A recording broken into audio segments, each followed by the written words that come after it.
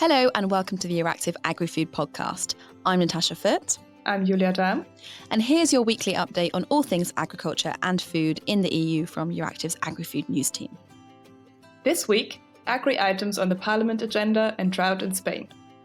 So hello and welcome back after a little break. I hope everyone had a very nice and relaxing and food-filled Easter with lots and lots of agri-food goodies. I hope the Easter Bunny was kind to you all. And actually, we were just talking just now about a fun chocolate-related fact. So, Julia, what fill us in? What was this interesting fact? It's a sweet fun fact, actually, about chocolate. So I hope many of you enjoyed some nice chocolate eggs or other chocolate for Easter. And maybe everyone can have a little guess listening. Who do you think is the top exporting country of chocolate in the EU? Now, Natasha already knows because we talked about it before. I know, but I definitely wouldn't have guessed this. It was a surprise to me. Yeah, you might think of Belgium or something that you associate with chocolate, but it's actually Germany. Woo! Yay. Yeah, really. My first thought was Belgium. Like, I'm very surprised this is not Belgium. You know, it's one of the things we're most fundamentally known for. You know, exactly. But, well, if I remember correctly, they weren't even in the top 3. So step it up, Belgium. Huh? Wow, my goodness, everything's a lie. And yeah, after the nice break, we're back to Brussels with a bang, which is always the case after a holiday. There might not have been that much going on last week, but this week there's plenty to talk about. And notably, we've got the plenary session in Strasbourg happening this week, and there's a few files that we've got our eyes on. So Julia, maybe you could tell us about the first one that we're having a look at this week. Yeah, so there's a few ones, as you said, that are related to agri or farming issues, even if they aren't exclusively agriculture files. And the one that I'll be talking about is one of these, and it's about sustainable carbon cycles. So the Parliament will debate on Monday a resolution on this and then vote on it on Tuesday. So what's behind this kind of buzzword, sustainable carbon cycles? Basically, it's about carbon removals and how these can contribute to reaching climate neutrality, so negative emissions. And as I said, it's a bit wider than just farming. We're also talking about forestry, about technological solutions for carbon storage, but notably also talking about carbon farming, so agricultural practices that help store more carbon from the atmosphere in the soil. So where do we stand on this in the EU? In late 2021, the Commission put forth a communication on sustainable carbon cycles. And then in November last year, it put forth a proposal for a regulation, which detailed block-wide standards for certifying the removal of carbon from the atmosphere. So it's about making sure that any certification of carbon farming or other carbon removals meets some EU-wide minimum standards. And now there's this resolution that MEPs are going to discuss and vote on. And the draft resolution that was already passed by the Environment Committee and that they're going to vote on this week makes a few demands, a few statements. And one of these is that the Parliament, or this resolution, if they pass it, sees carbon farming as an opportunity for farmers to transform their business model. So the Parliament envisages that farmers would voluntarily implement carbon farming practices that ideally also benefit biodiversity, and then in return they'd be offered financial incentives. And that's actually something that wasn't addressed or covered at all by the Commission proposal, because this Commission proposal only set out rules, as I said, for the certification of carbon removals, but it didn't say anything about what should happen with these certificates or how the measures should be incentivized financially. So that's something where the MEPs are asking the Commission to step up. And there's a second aspect that they raise, which is that carbon removals should complement and never replace emission reductions. And that's echoing a fear that many environmentalists have voiced, which is that companies could use negative emission certificates to greenwash their carbon footprint rather than actually reducing their emissions. So that's a risk that the Parliament also sees. As always, the devil is in the details, as they like to say in Brussels. No. Indeed. Yeah, and there's also another very interesting debate and a vote going on in Strasbourg this week, and that is on the groundbreaking piece of environmental law that aims to stop imports into the EU of products associated with deforestation, so the EU's deforestation regulation. And so this is a big deal because this is the first kind of law of its kind, and also, as you were saying, it's one of these things that it's not just agri, but it has huge implications for agriculture and the agri-food sector. It's also a big deal because actually the EU, according to the Commission's impact assessment, the EU is among the major global consumers of some of the products that are most responsible for deforestation elsewhere in the world. So this new law is set to apply to a bunch of commodities, things like soy, palm oil, wood, coffee, things like that. And basically the idea is that, to sell these commodities and products in the EU, companies will have to prove they don't come from land where forests have been destroyed or degraded after the 31st of December 2020 and that they're produced legally. And so, it's all about the regulation plans to, have this really strict due diligence requirements and traceability requirements. And, this has been really heralded as a major step forward in the fight against environmental destruction. But there's also been a bunch of criticism about this, right? As is always the case. Of course. You can't have something like this pass through without some controversy. One of it is about the impact on small farmers, because of course, like I say, the burden of proof is on the ones that are producing. They say that there's like a lack of resources and expertise, and small farmers are going to struggle to comply. Apparently, they already have issues in complying with existing sustainability standards sometimes. And, there's concerns about the imposition of new sustainability and traceability requirements. The concern being that this will exclude them from the EU market. And this is quite a major deal in the tropics because, small farmers actually make up a large number of the farmers in the tropics. There's also a lot of controversies about this leading up to this vote and this decision, because there were a few different commodities that weren't included in the list, things like maize. That was very controversial.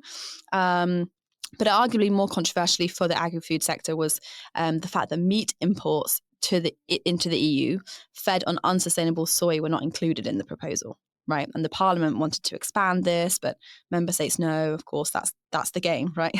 With the trilogues and with the inter-institutional negotiations. So there's been a concern here that this will put the EU farming sector at a competitive disadvantage because, of course, any soy they import into the EU to feed things like, poultry or meat has to comply with these extra stringent requirements. Whereas meat fed on this and then imported in is fine. So that's a controversy there. And there's other issues around this. But actually, this is something that's going to be evolving because actually in the next in 2 years' time, there's going to be a review, and the Parliament's already kind of putting on some pressure there to expand the inclusion to poultry, pig, and sheep meat. So this is something we'll be talking about in the years to come. And so we have the debate on that today on Monday, and we have the vote on Wednesday.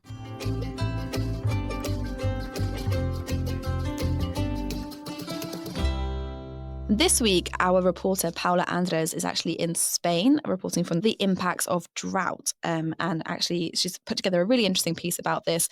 So here's what she found out.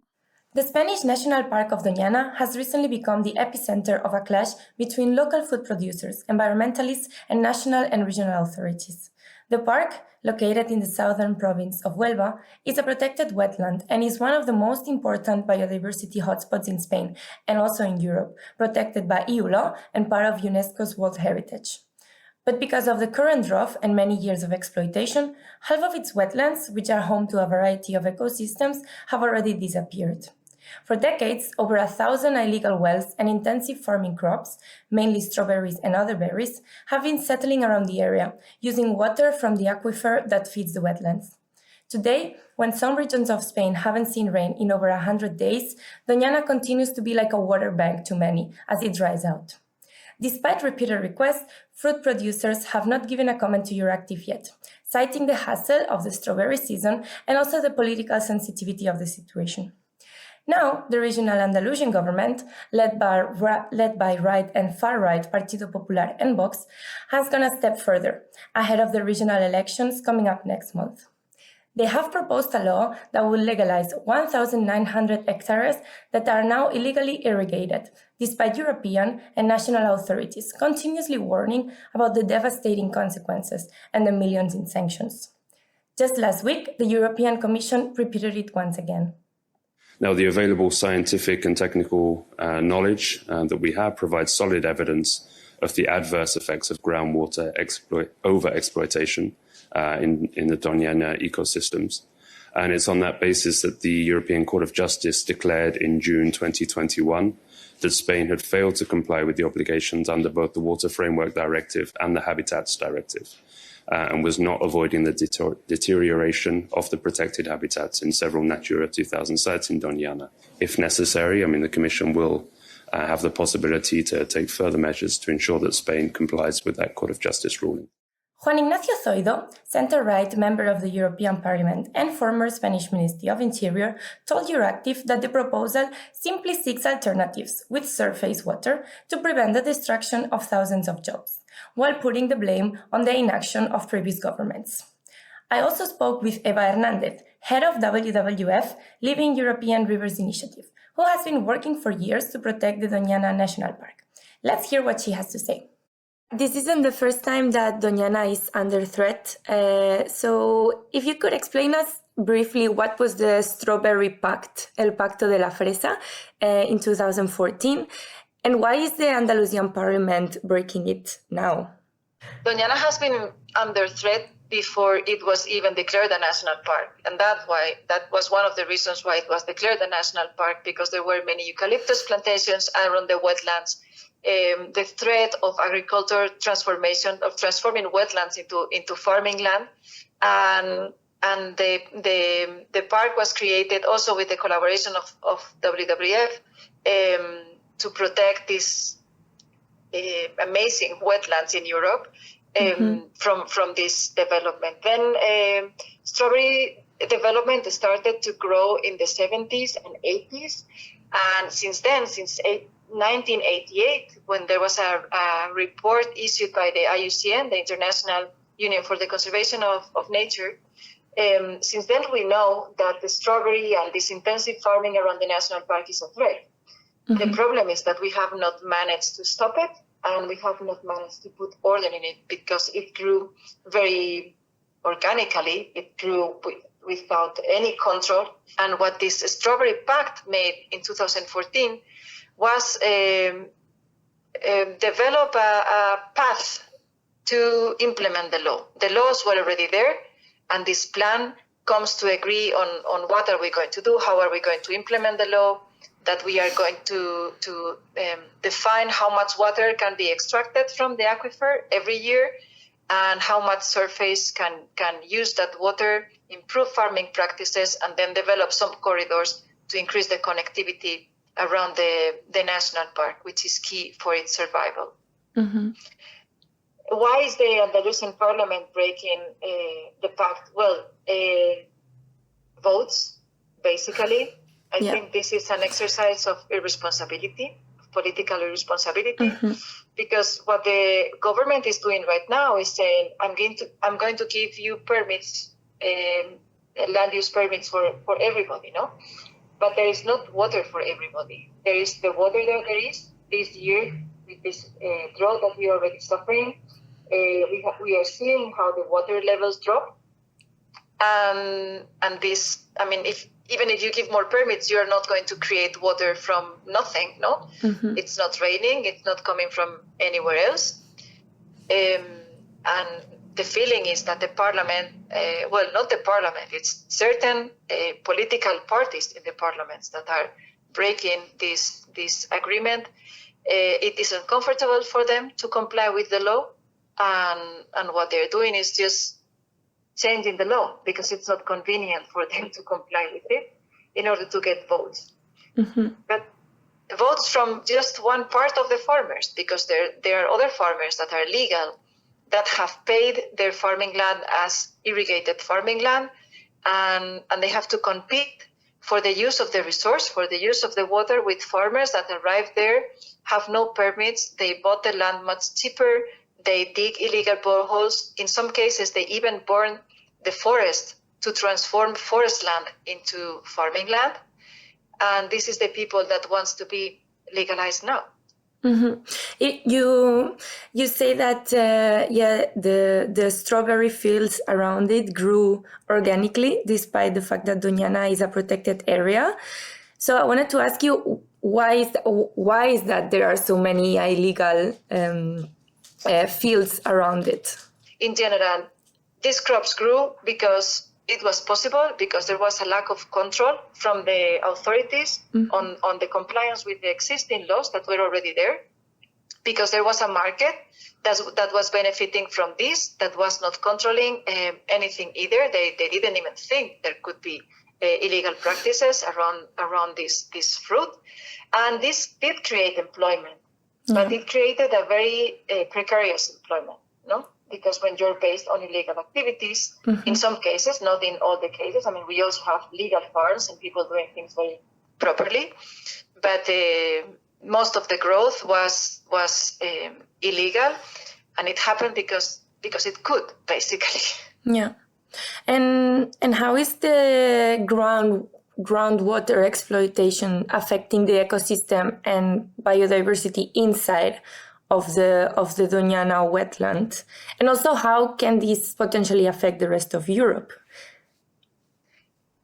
The park is the core of the park is a wetland. And where does the water from the wetland come?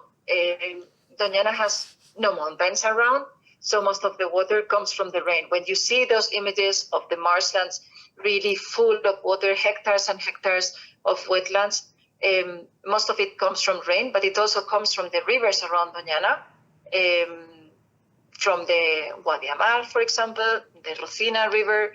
They bring the waters, but it's all local rain, let's say. Then what is the aquifer doing then? The aquifer is really an emergency reservoir for the national park. When the summer comes and it's much drier and it's not raining, those rivers that feed the marshland get the water from the aquifer. And also the aquifer, the groundwater, is feeding some wetlands inside the park, which are key reservoirs for fauna and also for flora, for biodiversity in general. These are the areas that never run dry and acted as these emergency reservoirs during drought periods and during summer periods. Now we're leaving Doñana without that reservoir, without that emergency buffer, and when a hard year comes, or even when the summer comes, those smaller wetlands are running dry. The process, this is how the lowering the water in the aquifer is affecting Doñana, and it is affecting biodiversity, as I said, because these hotspots, emergency rooms for biodiversity during dry periods, are running away. And then if everything dies during the summer, then it cannot recover when the rain comes back. We will have just empty ponds. We have already lost some species of fish and dragonflies, for example, in Doñana. We have the risk of losing other species, other endemism, species that only live in Doñana and nowhere else.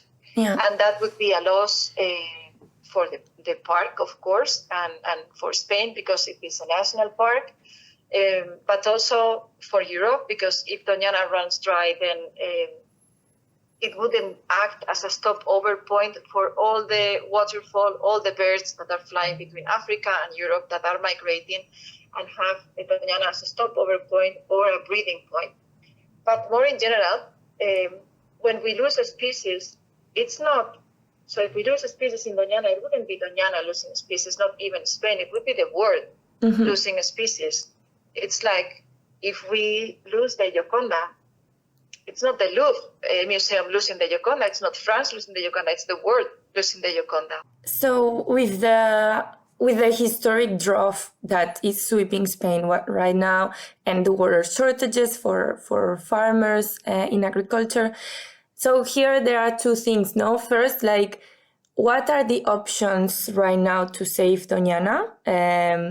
Not only from this proposal of a law from the Andalusian Parliament, but from the drought in general, and also what will be the consequences for the multi-billion EU strawberry industry, because Huelva is the home of the EU strawberry industries, where most of the strawberries is produced. How can this affect them as well? The only chance for Doñana is to make a good control of the water extraction around it. And this would not only benefit the national park, but also we're talking about 50,000 hectares of wetlands. It's huge. Yeah. It also has an impact in the microclimate of the region and in the microclimate of that all corner of Andalusia. It also has an impact on the fisheries, even in the coast. Mm-hmm. So it's in the rainfall. So it's losing Doñana. It's unthinkable from not only from the biodiversity perspective, but from the human point of view. And even if we run Doñana, if we made Doñana run dry and gave all the water to farming, the farming sector would have a problem for two reasons. One, that I already said, there's a microclimate that Doñana is creating that they would lose. Yeah.